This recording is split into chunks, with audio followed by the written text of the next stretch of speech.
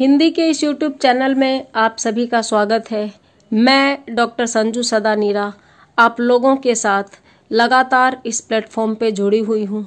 मेरी दिली तमन्ना है कि मैं जिन विषयों पर आपको पढ़ाऊँ, मैं आराम से इत्मीनान से चीज़ें आप तक पहुँचाऊँ और आप उसको सुनकर देखकर लाभान्वित हो।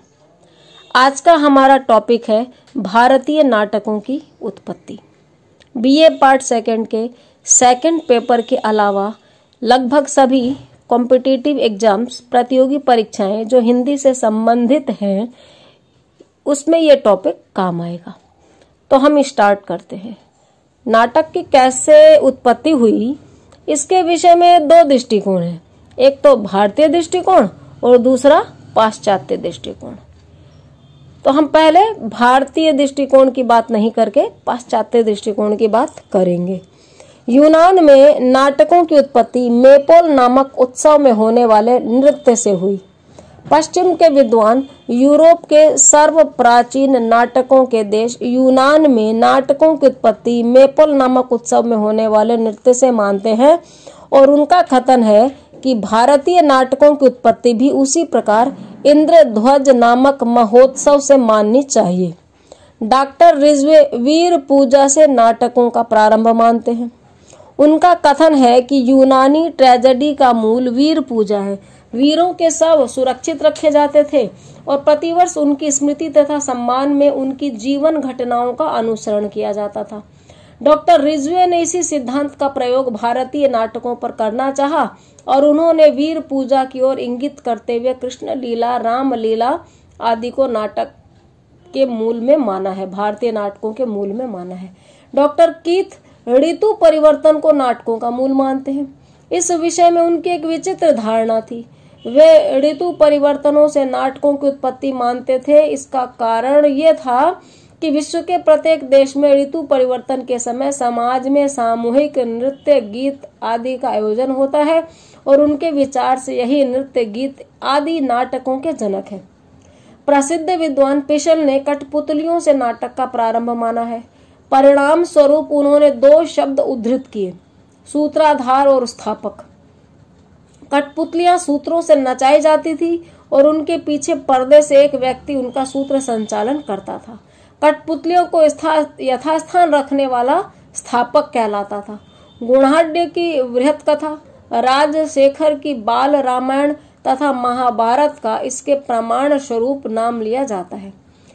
उनके साथ ही प्रसाद जी का मत भी विशेषोल्लेख्य है। कठपुतलियों से नाटक की उत्पत्ति विषय कल्पना का आधार सूत्रधार शब्द है, किंतु सूत्र के वास्तविक अर्थ का प्रयोग सूत्रधार और सूत्रात्मा जैसे शब्दों में मानना चाहिए, जिसमें अनेक वस्तु ग्रथित हो, जो सूक्ष्मता से तत्व में व्याप्त हो, उसे सूत्र कहते हैं।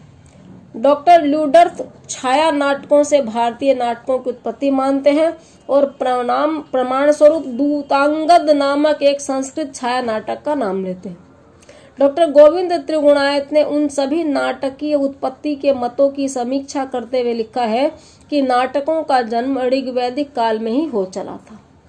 उस युग में प्रचलित श्रोताओं के मंत्रोच्चारण की शैली, इंद्र मत आदि के अनुकरणात्मक अभिनय तथा यम यमी, पुरूरवा उर्वशी जैसे संवाद आदि तत्व नाटकों की वैदिक उत्पत्ति के संकेतक हैं। दासगुप्ता और डे आदि विद्वानों का यह कहना कि ऋग्वेद में कहीं पर भी नट शब्द का प्रयोग नहीं हुआ है, अनुसंधान पूर्ण नहीं है। ऋग्वेद में नट को 3 बार देखा जा सकता है। इस प्रकार हमारी दृष्टि में नाटकों का उद्भव ऋग्वैदिक काल में ही हो चला था, किंतु उसके कलात्मक रूप का विकास बहुत बाद में हुआ। हिस्ट्री ऑफ क्लासिकल लिटरेचर में कहा गया है कि नाटक कला के 2 रूप हैं, एक धार्मिक और दूसरा अलौकिक। डॉक्टर त्रिगुणायत ने लिखा है कि हमारी अपनी धारणा है कि नाटकों की उत्पत्ति विविध तत्वों के संग्रह से हुई है। भरत मुनि ने जगत पाठम ऋग्वेदात लिखकर हमारे मत की ही भूमिका प्रतिष्ठित की थी। कुछ लोग भारतीय नाटकों पर पाश्चात्य या यूनानी ऋण स्वीकार करते हैं। उनके विश्वास और प्रमाण का दुर्बल आधार जवनिका शब्द है। नाटक में जवनिका शब्द आगे के पर्दे के लिए आता है, जो नाटक प्रारंभ होने के पूर्व उठाया जाता है और समाप्ति पर गिराया जाता है।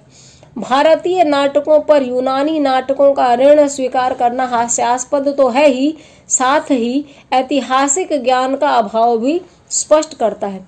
विक्रम से 400 वर्ष पूर्व पाणिनि ने अपने अष्टाध्यायी में कृशाश्व और शिलालिन नामक नट सूत्रधारों का उल्लेख किया है। दूसरा मौलिक अंतर यह है कि यूनान में ट्रेजेडी और कॉमेडी इस प्रकार के नाटकों के दो भेद किए और भारत में इस प्रकार का कोई विभाजन नहीं मिलता। स्पष्ट है कि भारतीय नाट्य कला पर पश्चिम का कोई ऋण नहीं है। साहित्य की विविध विधाओं में नाटक का स्थान किसी भी विधा से कम नहीं है। नाटक का प्रारंभ बहुत पहले हो चुका था, किंतु अब पर्याप्त प्रगति करता हुआ एक ऐसे धरातल पर आ गया है जहां वह आधुनिक युग से समकालीन परिस्थितियों से जुड़कर विशेष महत्वपूर्ण बन गया है। भारतीय चिंतन में नाटक को एक काव्य रूप माना जाता है। संस्कृत साहित्य में नाटक पर्याप्त मात्रा में लिखे गए।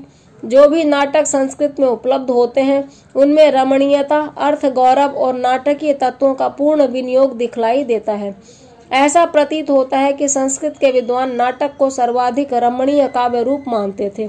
संभवतः इसी कारण यह उक्ति प्रसिद्ध हुई कि नाटक काव्य रूपों में सर्वश्रेष्ठ है। कहा भी गया है, काव्येषु नाटकम रम्यम। आनंद दो प्रकार का होता है, काव्यानंद और ब्रह्मानंद।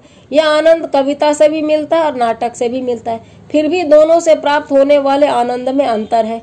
काव्य का रचयिता उपयुक्त शब्दों का प्रयोग करता हुआ, समुचित शैली का विधान करता हुआ अपने पाठकों के समक्ष सजीव चित्र प्रस्तुत करता है और नाटककार भी यही कार्य करता है।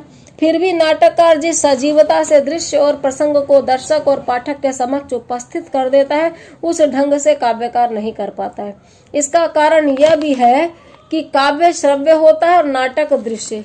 नाटक को हम रंगमंच पर देखते हैं, इसी से नाटक में चित्र को हमारे सामने खड़ा करने की सर्वाधिक क्षमता होती है। इन्हीं कारणों से काव्य में नाटक को रमणीय कहा गया है।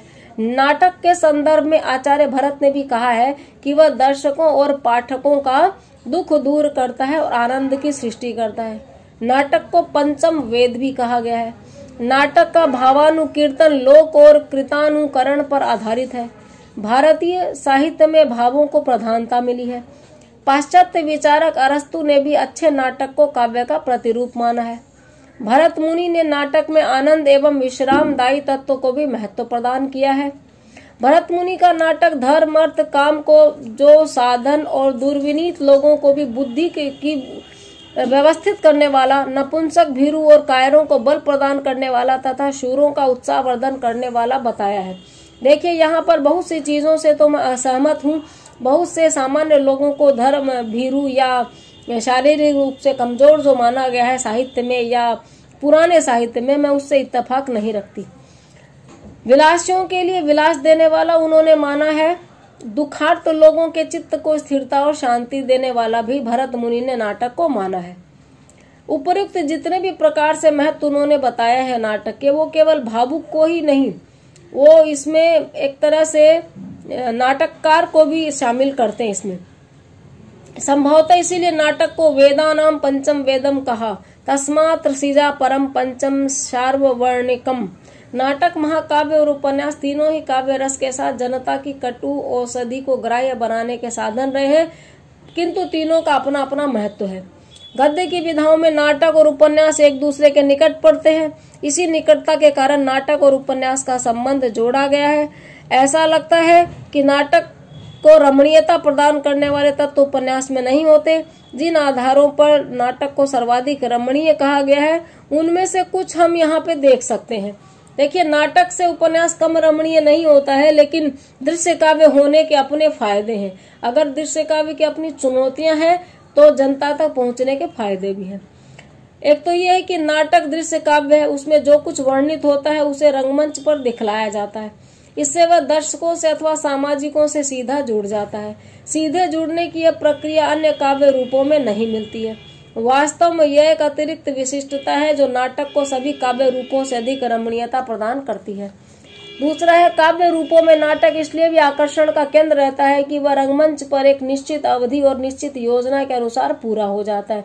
यह विशेषता भी सहृदय को संतोष प्रदान करती है। इस गुण का अभाव अन्य काव्य रूपों में हमेशा बना रहता है। तीसरा हम कह सकते हैं कि काव्य रूपों में नाटक की रमणीयता का एक रहस्य यह भी है कि नाटक संवादों के कारण विशिष्ट हो जाता है। संवाद योजना न हो तो देखो, संवाद योजना ना तो काव्य में होती है, ना कहानी और उपन्यास के लिए इतनी ज्यादा आवश्यक है। यह हम मान लेते हैं कि कहानी और उपन्यास में संवाद होते हैं, आजकल होने लगे हैं, किंतु वे इसके लिए न तो आवश्यक है न अपरिहार्य। नाटक संवादों के अभाव में न तो लिखा जा सकता और न गति ही प्राप्त कर सकता है। नाटक के लिए संवाद रीढ़ की हड्डी है, कथानक उसी के आधार पर आगे बढ़ता है। इसलिए भी नाटक अन्य काव्य रूपों की तुलना में विशिष्ट और रमणीय माना जा सकता है। चौथा, हम मान सकते हैं काव्य रूप कोई भी हो, उसकी सफलता सामाजिकों के साथ होती है। नाटकों में ही यह गुण है कि वह सीधे सामाजिकों से संपर्क रखता है, उन्हें प्रभावित करता है और उनके मनोभावों को व्यक्त करता है। पांचवा, हम बोल सकते हैं कि काव्य रूपों में नाटक इसलिए भी श्रेष्ठ है कि रंगमंच उसकी अनिवार्यता है। रंगमंच का महत्व तो पहले भी था और आज भी है। इससे यह सिद्ध होता है कि प्राचीन काल से लेकर आज तक नाटक अपनी रमणीयता और विशिष्टता यथावत बनाए हुए हैं। समय परिवर्तनशील है, परिस्थितियां बदलती रही हैं, विज्ञान ने इतनी तरक्की कर ली कि अलग अलग समय पे अलग अलग काव्य रूप प्रभावी होते रहे हैं, लेकिन नाटक का महत्व कम नहीं हो जाता। आज भी आषाढ़ का एक दिन पढ़ते वक्त सामाजिक उतना ही द्रवित होता है।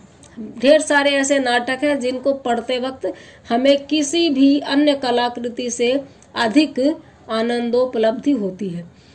कुल मिलाकर इस बातचीत का निष्कर्ष ये निकलता है कि भारतीय नाटकों की उत्पत्ति यूनानी या पाश्चात्य नाटकों से नहीं हुई है।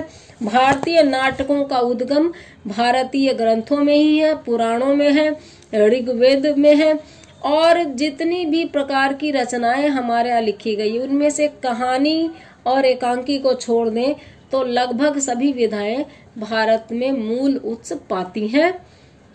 आज इस टॉपिक पर इतना ही।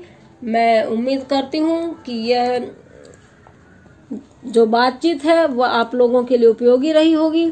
आप इसको सुनिएगा, दोहराइएगा और नाटक पर अपनी समझ को मजबूत बनाइएगा। दूसरे दिन दूसरे टॉपिक के साथ मिलते हैं। धन्यवाद।